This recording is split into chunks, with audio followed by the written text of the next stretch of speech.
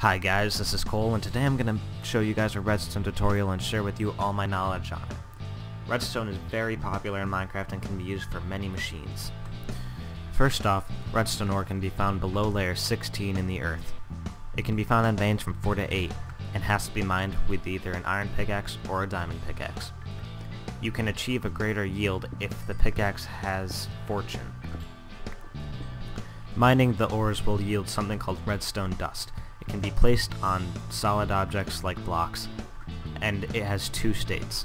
This is the off state. We'll talk a little bit about the on state in just a moment. Redstone looks best on sandstone or on white blocks. This is why there's a preset in the Minecraft world generation menu called Redstone Ready. Go into Superflat, hit Customize, hit Presets, and then go to Redstone Ready. Using this preset will spawn a world that will generate only completely flat and filled with sandstone, which very nicely contrasts the red of redstone and allows you to easily see what's going on in your worlds. When you see a bright glow around redstone, that means it's in the on state. However, when there's no glow and it's darker, that means it's in the off state. Inputs trigger this redstone between these two states. Example would be this lever here. I can trigger it to make this redstone turn from dark to light, or on to off.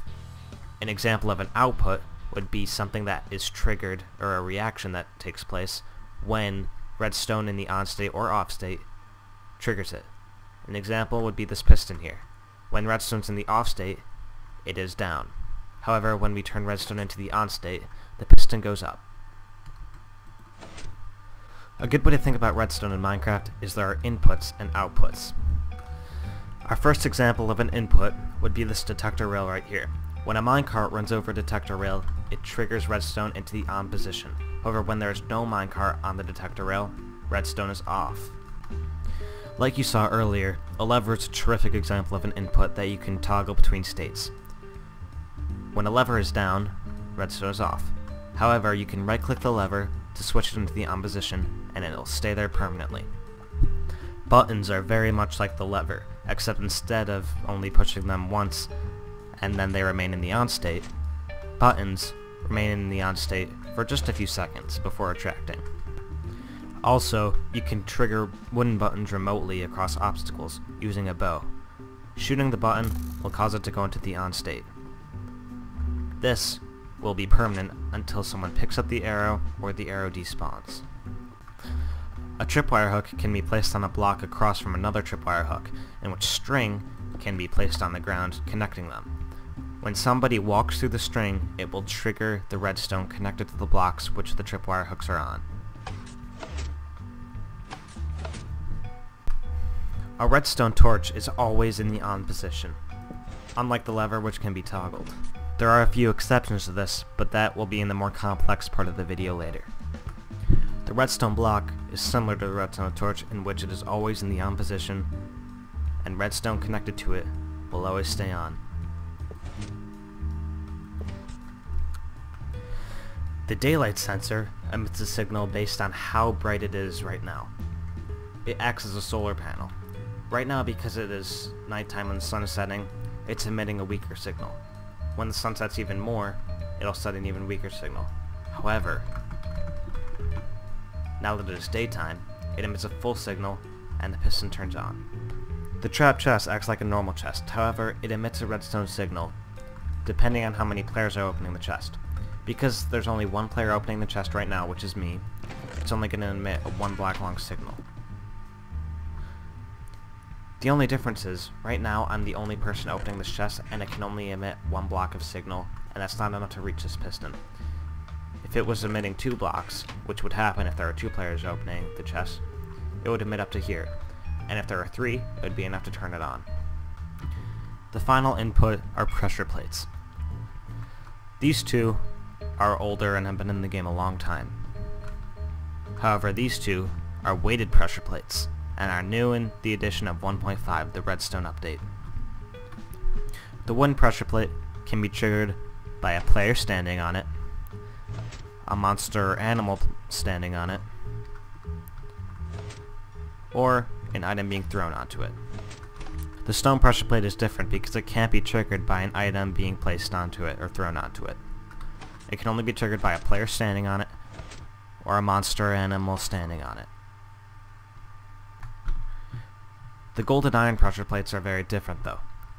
They are triggered by items being thrown on it only. Players standing on it have no effect. The gold pressure plate emits a signal based on how many items are on it. One item causes one block or one redstone dust to light up. To make the rest light up, you need more items. If you keep throwing items on it, eventually more blocks will light up.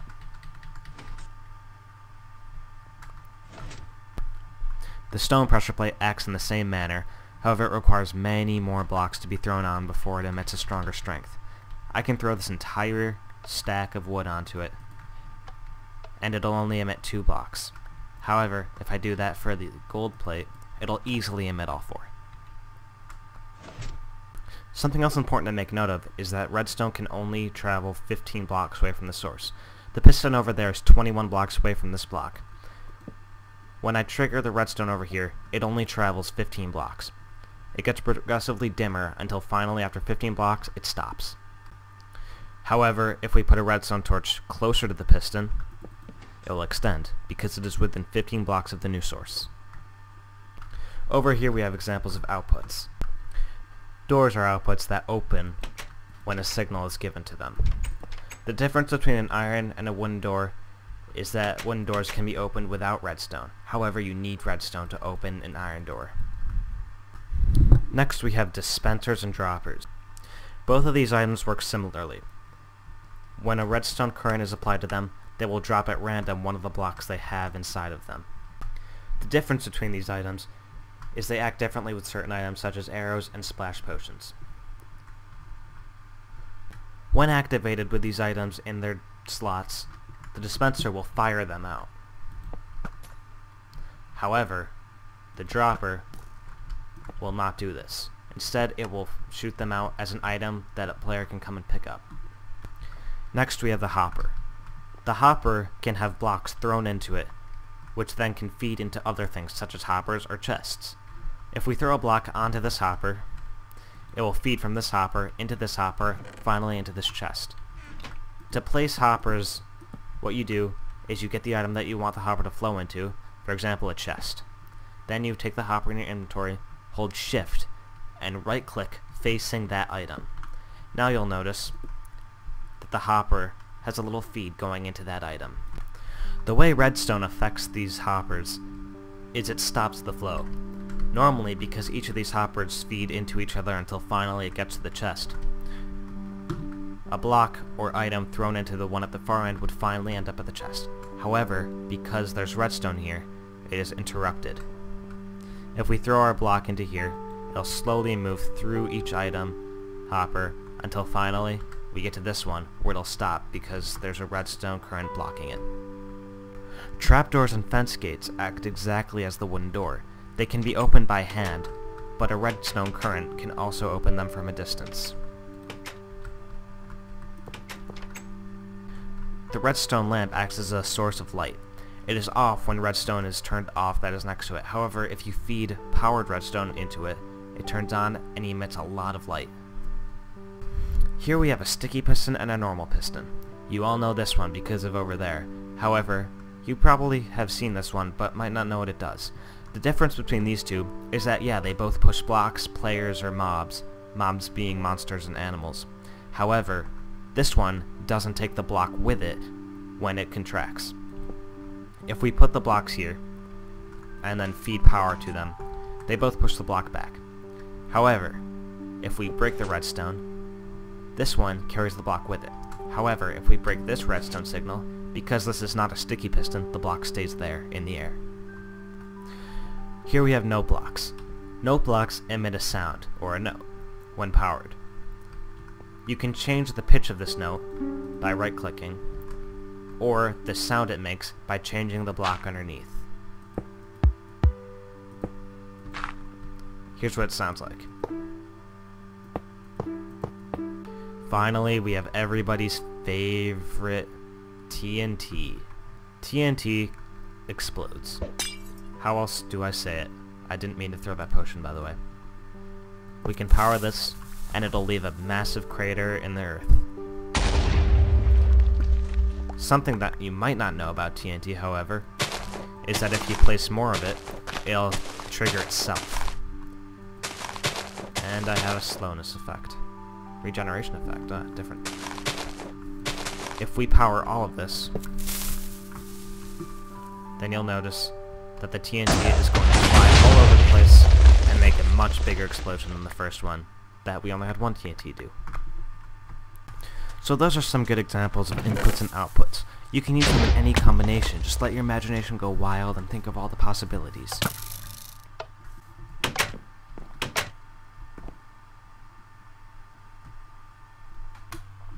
Okay, now that we've covered the basics of redstone, we can go over some of the more complicated stuff, like the redstone dust itself. First of all, you probably already figured this out, but you can actually access more than one thing, more than one output with the same input. Just split the redstone line like this.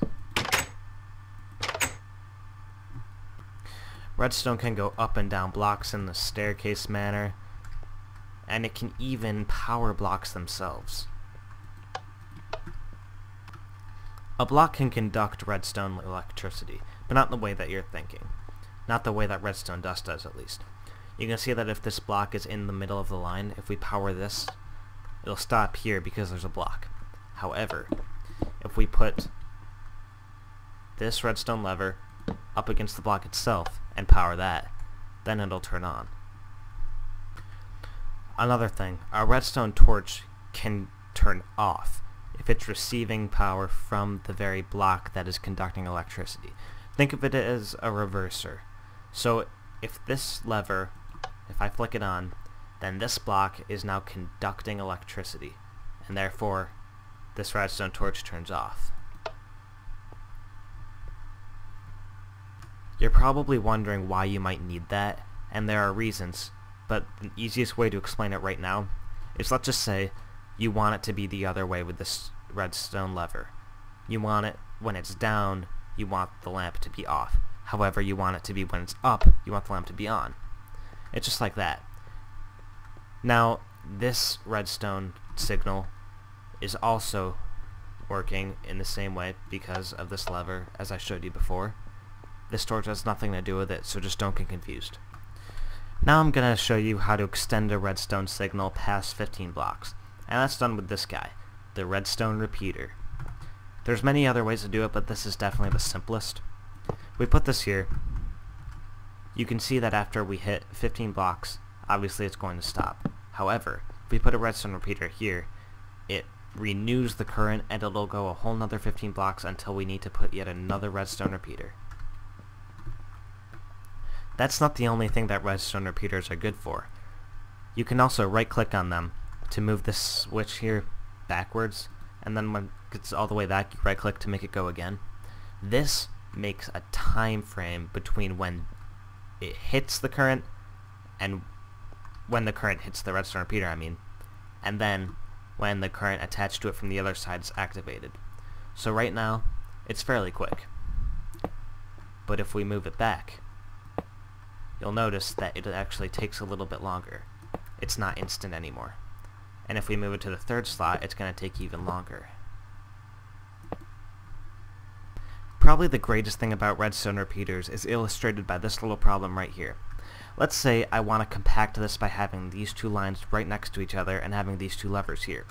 I want to pull this lever to activate this piston and this lever to activate this piston.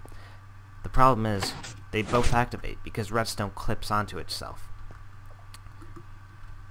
Not a problem with redstone repeaters. Although it will take a little bit longer for the signal to travel because it is a repeater, it works just the same. They only send signal one direction. They feed it from directly behind the repeater and output it directly in front of it. They don't go left or right, no matter what. Redstone, however, redstone dust, will take power from any direction. Lag. Alright. And you'll notice that because this redstone here is curved into itself, it's not curving into this block, and therefore this block won't actually activate. Not a problem with redstone repeaters. Alright, now things are about to get super complicated because we're going to be talking about this little guy right here, the redstone comparator. Now he's got two modes. He's got the compare mode, and you can right click to turn him into subtract mode. That's what I've heard those modes being referred to as anyways. But yeah, that's the redstone comparator. And here's what he does. He compares two signals, one from the back and one from the side, and outputs them into the front. Alright, so here's how comparison mode works. On the right here we have signal B, and coming from behind we have signal A. That's what they're most commonly referred to as, and that's what I'm going to refer to them as. Comparison mode compares these two signals. When the strength of signal A is greater than that of signal B, then it's just going to pass right through, like a normal 15 blocks would. So for example, we have 6 here, and it adds 1. So we have 6 here. Just because of my setup of the signs, it's going to add 1. Alright, so 6. It goes down these 6 blocks. And we'll make this one less. So we'll put this one at 12. So this signal will have nothing to do with the output. All that matters is that this signal isn't as strong as this one. And when I say strength, I mean it's closer to the comparator. Alright, so we have 6, then the output is going to be 10 because of the whole +1 thing, right? So 10 because signal strength travels 15 blocks. But now what happens when we make it this strength more? When we make this strength more, like let's move it up to 4, then it just shuts right off and it doesn't output any signal. Now another thing is when we make it equal, same thing happens. So the strength of A has to be greater than or equal to the strength of B for its signal to pass through. And if that condition is not met, then there will be no output whatsoever. Okay, now subtraction mode. Subtraction mode is also when A is greater than B. Will only output something. So let's make A greater than B, like A stronger than B, I mean again. So 5 here, and then let's go 10. When A is greater than B, the output is going to be A minus B. So here we have 10. B is 10. A is 5. The output should be 5. There we go, 5. Or B minus A. Now, once again, if A is weaker, nothing will happen. There will be no output. However, if we make both signals the same strength,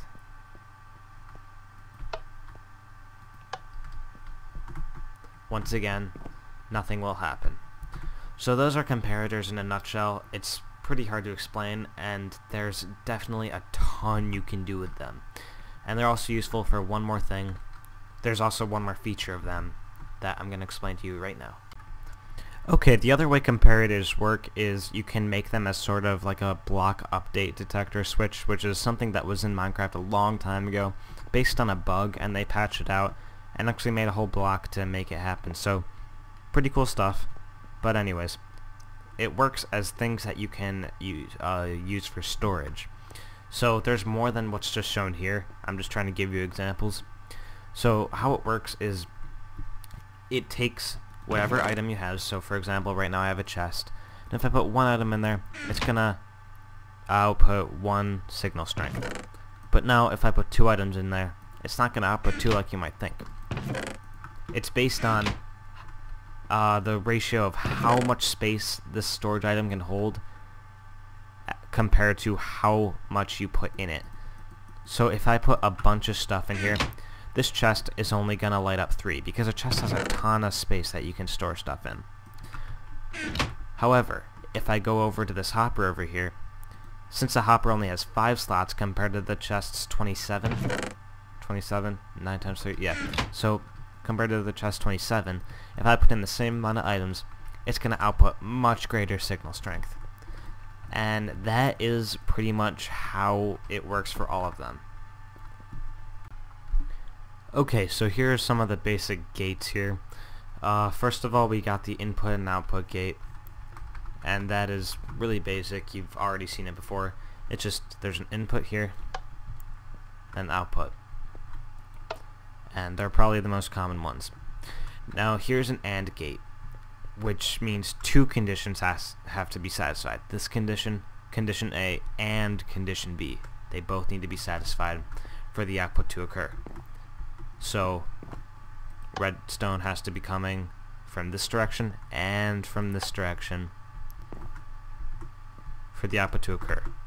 And that's an AND gate, just like this. Here's an OR gate, which means one or the other, and they can both be turned on and the condition will be satisfied. Now here's an XOR gate, which is like an OR gate, except you can't have both satisfied at once. It has to be one or the other. An example of that would be like winning in a game. Both teams can't win.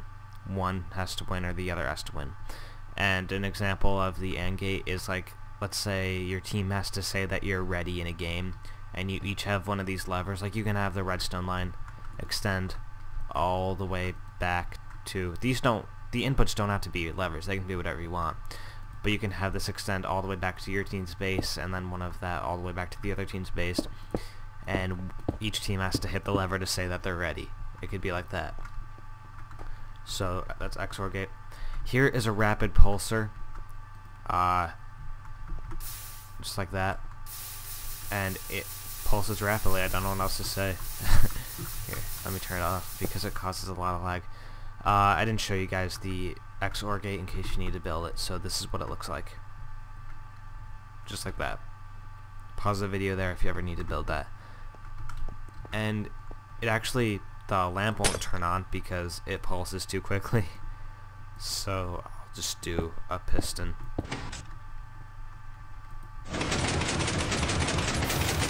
So yeah, you can see that it is pretty quick. Here's an RS NOR latch. I've used these a bunch.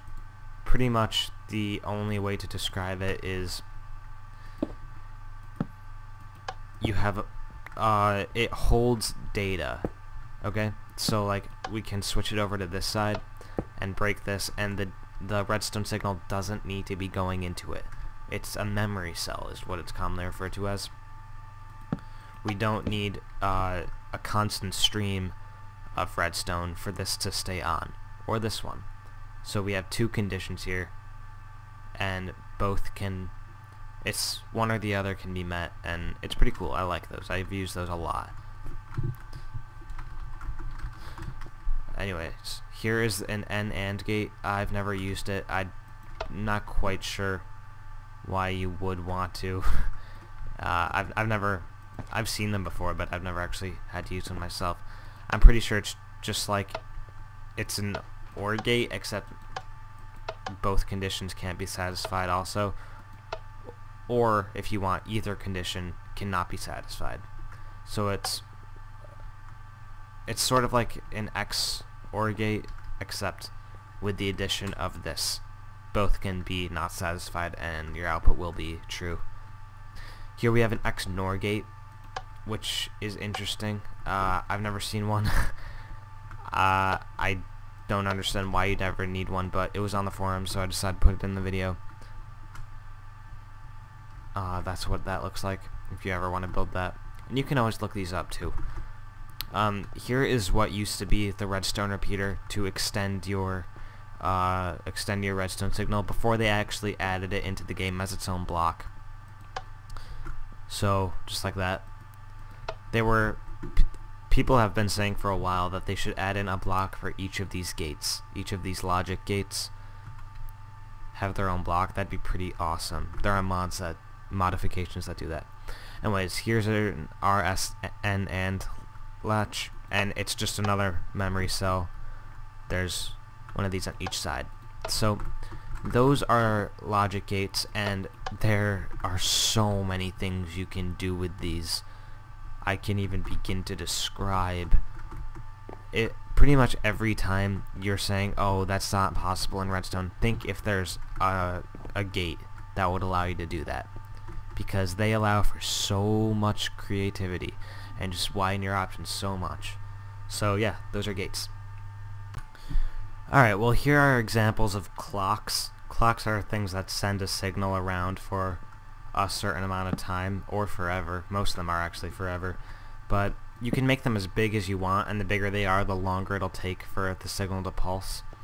So like here, let's say, I don't know, for a clock, maybe you want a lighthouse and you want the light in it to pulse once in a while. You could have a clock, and you can make it take as long as you want by using less repeaters, or even, I have all these set to maximum length, except for this one.